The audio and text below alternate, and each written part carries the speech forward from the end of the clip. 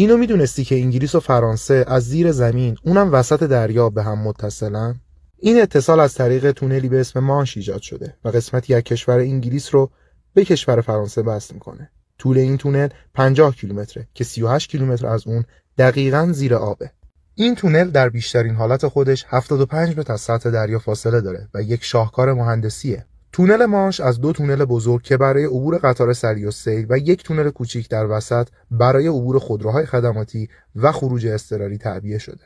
شروع ساختش در سال 1987 آغاز و در سال 1994 به طور رسمی توسط ملکه انگلیس و رئیس جمهور وقت فرانسه افتتاح شد.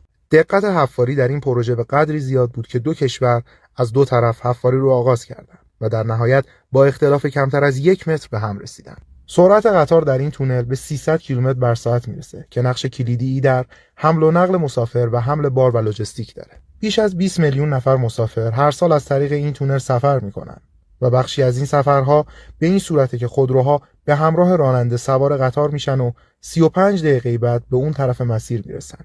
این شاهکار مهندسی با بودجه 9.5 میلیارد پوند انجام شد و اسم خودش رو برای همیشه در قلب تاریخ مهندسی ثبت کرد.